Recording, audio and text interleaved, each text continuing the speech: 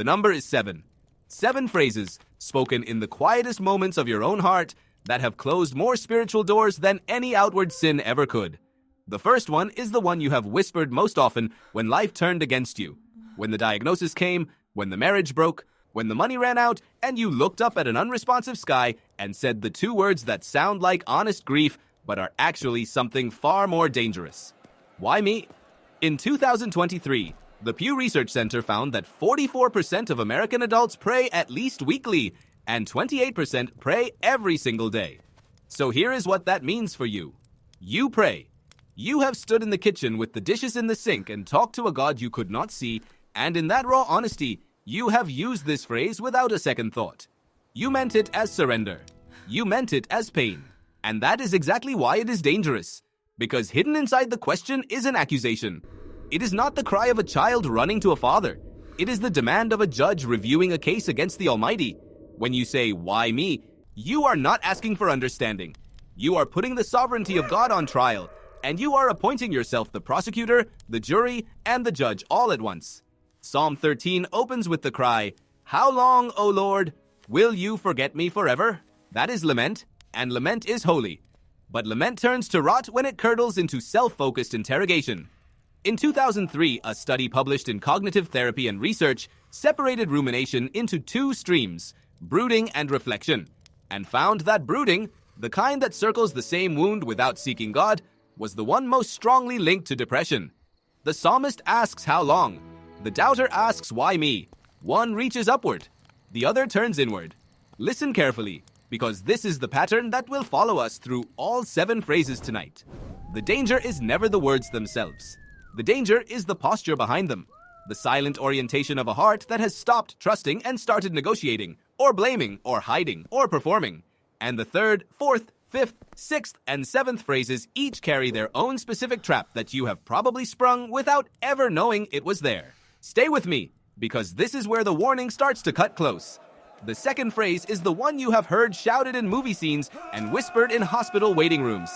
It is the rash vow, the careless promise thrown at God in a moment of desperation. "I swear to you, God, if you get me through this, I will never do that again." You have said it. Everyone has said it. And the reason it is so dangerous is not that God is offended by bargaining, but that you are making an oath you will not keep. And the Bible treats that with a severity we have forgotten.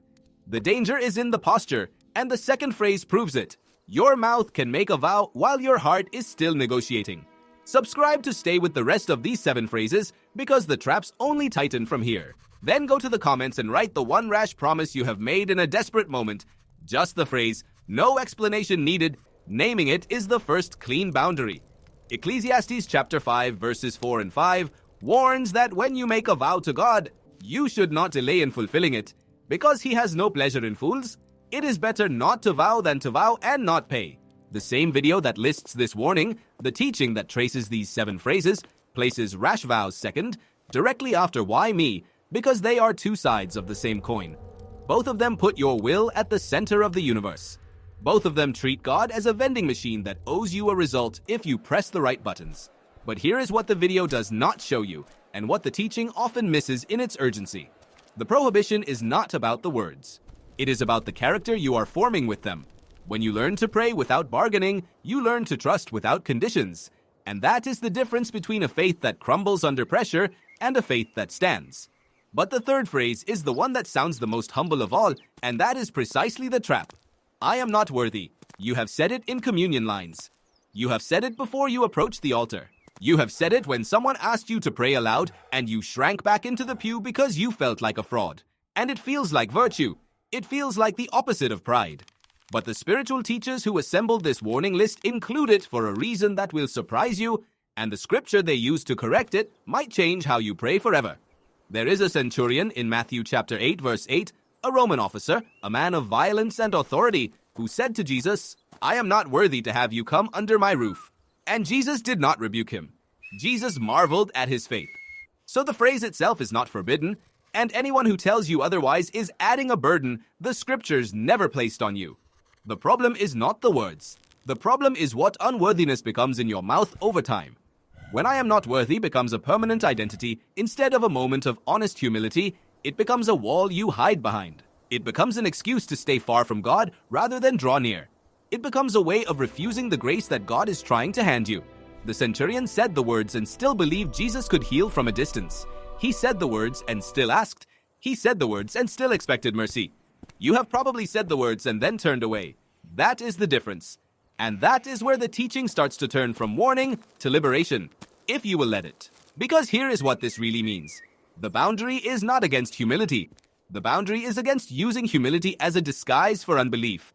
And that brings us to the fourth phrase, the one you have said when you were exhausted, when you had prayed every prayer you knew, when you had read every verse, when you had called every friend, and you collapsed into silence and told God, I have done everything I can. It sounds like surrender. It sounds like the end of self-reliance. But listen to what it is actually claiming. It is claiming that the problem is God now. You have done your part. You have fulfilled the contract. And God has not held up his end. You have not come to ask for wisdom. You have come to announce your own completion and to demand that God finally act. It is not a prayer. It is an audit. That phrase, I have done everything I can, is not surrender. It is an audit. And you may have prayed it more often than you realized. Subscribe to keep walking through these boundary deconstructions because the next verse will show you the prayer that actually opens the door. If that audit language exposed something in your own prayer life, write, not an audit, in the comments. Then stay with James chapter 1, verse 5. James chapter 1, verse 5 says that if any of you lacks wisdom, you should ask God, who gives generously to all without finding fault. The verse is an invitation into dependence, not a certificate of completion. When you say, I have done everything I can, you shut the door on that invitation. When you say, Lord, I lack wisdom and I need yours, you open it. And the difference between those two prayers is the difference between a relationship and a transaction, between a living faith and a ledger you keep in your own hand. Now the pattern is becoming clear. Every phrase on this list, every single one, is a word that sounds holy on the surface, but underneath, it is a heart that has stopped trusting the sovereignty and goodness of God. And the fifth phrase is the one that might hit the closest of all, because it is the most common, the most respectable, the most religiously acceptable way to disobey. Lord, I will follow you. But first, let me get my life in order. Lord, I will serve you. But first, let me pay off this debt. Lord, I will commit. But first, let me settle this family situation. It is the prayer of delay, the vow that never quite becomes a step. And delay is a decision. There is no neutral ground in the kingdom of God. Every day you postpone is a day you choose something else above him. Philippians chapter 2, verse 14 tells you to do all things without grumbling or disputing. And that verse lands like a stone on the heart of anyone who has ever told God, not yet. Because the grumbling is not really about your circumstances. It is about his timing. It is about his sovereignty. And every time you say, first, let me, you are acting as if your plans were the ones that mattered, as if your schedule were the one that had authority. But the sixth phrase is the one that should make you afraid, because it is the prayer you have prayed without noticing, the prayer that sounds like gratitude and is actually the deepest kind of pride. God, I thank you that I am not like them. The words vary, but the melody is the same. You have thanked God that you are not like your neighbor, that you are not like your coworker, that you are not like the person sitting in the seat beside you at church. The Pharisee in the temple said it exactly this way, and Jesus held him up as the example of how not to pray. The tax collector would not even lift his eyes to heaven. He beat his breast and said only, God, have mercy on me, a sinner. And Jesus said it was the tax collector who went home justified. Your prayer of comparison is not fellowship with God. It is a mirror you hold up to admire yourself. Now we come to the seventh, and the seventh is the hardest to hear, because it is the phrase that has been most twisted by religious tradition until it became a form of false surrender. If it be your will. You have said it in every prayer. You have been taught to say it. It sounds like the height of submission, but when it is spoken as a ritual, when it is used to avoid doing your part, when it is used to escape responsibility, it becomes a lie you tell God to make yourself feel obedient. Jesus taught his disciples to pray in Matthew chapter 6, verses 9 through 13. Your will be done, on earth as it is in heaven. And that is not a passive phrase. That is a sword drawn against your own will. It is not an escape hatch. It is an act of war against your own desires. When you say, if it be your will, with your fingers crossed, with a heart already decided that you will not move until you get what you want, you have turned the highest prayer into the deepest rebellion. Here is what this really means for you tonight. None of these 7 phrases are magic spells. None of them are poison words that destroy you the moment they cross your lips. God is not listening for a sin list in your vocabulary. He is reading the orientation of your heart. And the reason these warnings exist, the reason this teaching has circulated so widely, is because words shape hearts, and hearts shape lives, and lives shape eternal destinies. The diagnosis of a broken world comes to you in the form of a question you ask in the dark. Why me? And when you ask it, you are not just speaking to God. You are speaking to yourself, and you are training your soul to see God as an adversary who owes you an explanation. The research confirms it. In 1998, a study in the Journal of Health and Social Behavior distinguished between positive and negative religious coping and found that negative religious coping, the kind that sees God as punishing and distant, was associated with worse adjustment during stress. That 1998 finding should settle something in you. Negative religious coping is not harmless phrasing. It is a soul moving away from the only covering that can hold it. Subscribe and do not let this be the last warning you hear, because the next one may find you already outside the gate. In the comments, write the words, "Why me?" if you have ever prayed that question and felt the distance grow after you asked it. And if you have learned to replace it with "Your will be done," write "shelter." Let the rest of this audience see which way you are turning before we finish the diagnosis. And in 2005, a meta-analysis in the Journal of Clinical Psychology reached the same conclusion from a different angle. Positive religious coping, the kind that sees God as a refuge you run toward, was linked to better psychological adjustment. Negative religious coping, the kind that sees God as a judge you flee from, was linked to worse. Your prayer life is not neutral. It is either moving you toward the shelter of the Most High or pushing you out into the open where the storm does its worst. Koenig, in 2012, writing in the Journal of Religion and Health, reviewed the broad body of evidence and concluded that religious involvement is often associated with better mental health outcomes, though the effects vary by context and method. The point is not that prayer is a self-help technique. The point is that prayer is a relationship, and like every relationship, it is formed by the words you speak in it. Speak accusation, and you will experience God as an adversary. Speak trust, and you will experience Him as a refuge.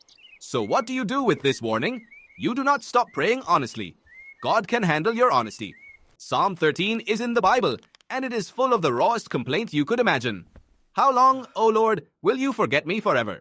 How long will you hide your face from me? That is not a lack of trust.